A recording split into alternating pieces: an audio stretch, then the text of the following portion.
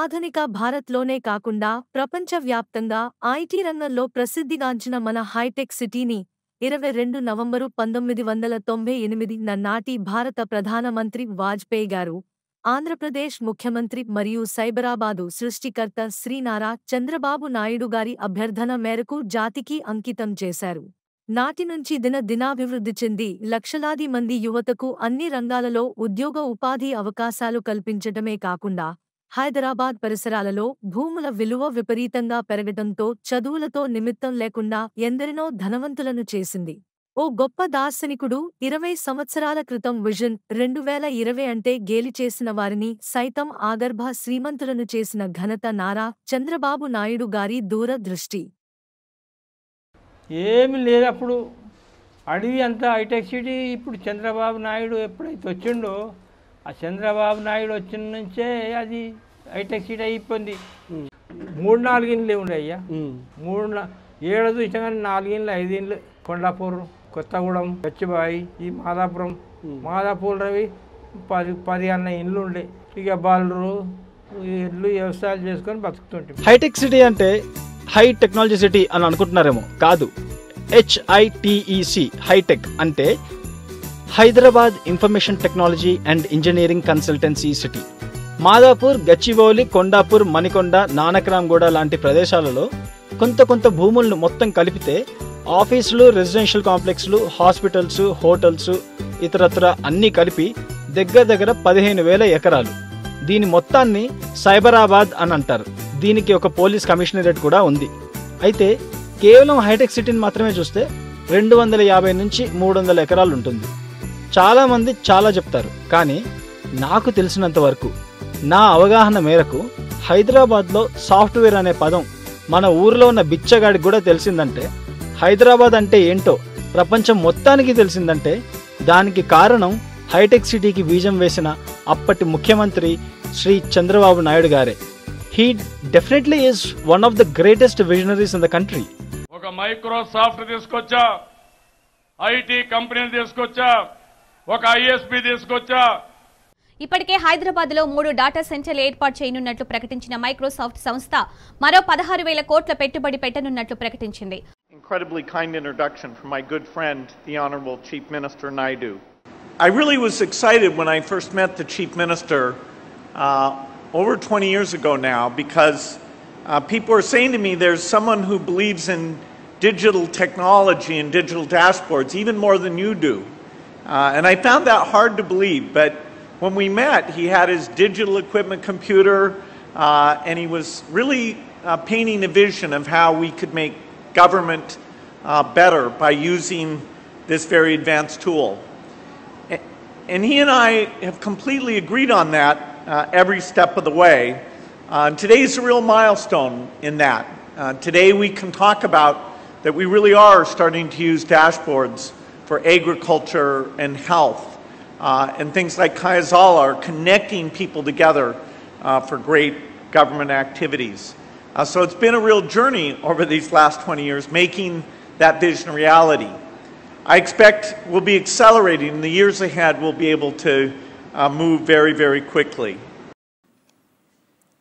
A warm welcome to President William Jefferson Clinton to Hyderabad. Cyberabad. This is known as Cyberabad as on today. We had twin cities, Hyderabad and Secunderabad. Recently we added Cyberabad. Now we are all in Cyberabad. Chief Minister Naidu, thank you all for welcoming us here. And I must say, when I was watching the Chief Minister give his speech, I wish I'd brought some slides because it was so very impressive. And you should know that he is becoming, yes, he did a good job, yes?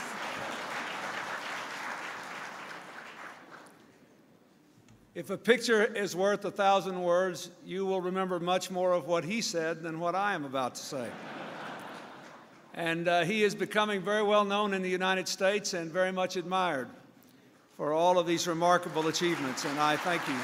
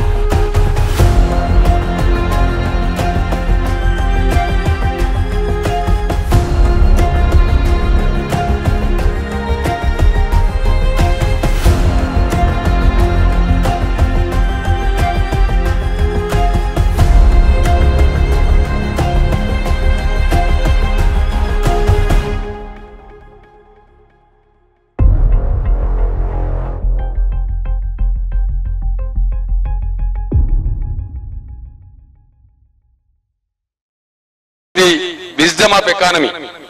డబ్బు budget ఎట్లా చేయాలనేది, సంపద ఎట్లా పెంచాలనే తెలివితేటలు కావాలి.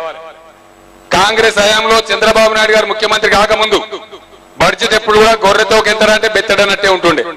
10,000 కోట్ల లోపే ఉంటుండే. 10,000 కోట్ల లోపే ఉండేటువంటి బడ్జెట్ ను 52-53,000 కోట్లకు తీసుకెళ్లిన ఘనత చంద్రబాబు నాయుడు గారికి దక్కుతుంది.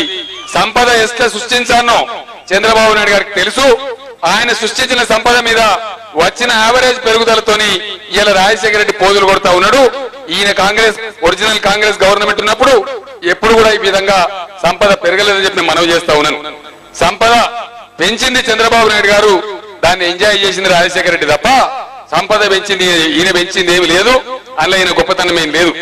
9 ఏళ్లు ముఖ్యమంత్రిగా పనిచేసిన వ్యక్తిని పట్టుకొని, మంచి అడ్మినిస్ట్రేషన్ ఇచ్చిన వ్యక్తిని పట్టుకొని ఎక్కడి నుంచి ఇస్తావని ఎర్రిగా తిర్రిగా ప్రశ్నిస్తున్నామంటే రాజశేఖర రెడ్డి నీకే పాటి విజ్డమ్ ఉందో దాన్ని బట్టి అర్థమవుతా ఉందని చెప్పి నీకెంత కురుసతనం ఉందో. It is a real democracy, it is only serving party in service అని ఉండాలి తప్ప ఈనాడు గెలిచినటువంటి ప్రతి వాళ్ళు మేము అధికారం చేసేవాళ్ళం, మేము ఈనాడు ఉన్నాం కాబట్టి మేము ఏదైనా చేయగలం అనేటువంటి ఒక భేషజం ఈనాడు పోతా ఉంది. దాన్ని బద్దలు కొట్టడానికే ఈనాడు మన రాష్ట్ర ముఖ్యమంత్రి మొత్తం యావత్ భారత జాతికి ఒక ఐ ఓపెనర్ గా ఒకనొక ఎకానమిస్ట్ రాసిన అధ్యక్ష పొద్దున గౌరవనీయులు రాజేశ్వరరావు గారు చదివినారు. The chief minister of Andhra which has taken about the financial reforms in state is definite eye opener to the entire country అని చెప్పినారు అధ్యక్ష. ఇది వాస్తవం అని చెప్పి నేను మనవి చేస్తా ఉన్నాను. ఇందులో అతిశయోక్తి కానీ ఎగ్జాగరేషన్ కానీ ఏమీ లేదని చెప్పి నేను మనవి చేస్తా ఉన్నాను. అసలు మన ఆలోచన విధానంలో, మన దృక్కోణంలో, మన దృక్పథంలో సమూలంగా మార్పు రావాల్సినటువంటి తరుణం ఆసన్నమైంది. దానికి భారతదేశంలోనే ఆద్యులైనటువంటి చంద్రబాబు నాయుడు గారు తప్పకుండా చరిత్రలో నిలుస్తారనడంలో నాకు ఎటువంటి సందేహం కూడా లేదని చెప్పి ఈ సందర్భంగా నేను మనవి చేస్తా ఉన్నాను అధ్యక్ష.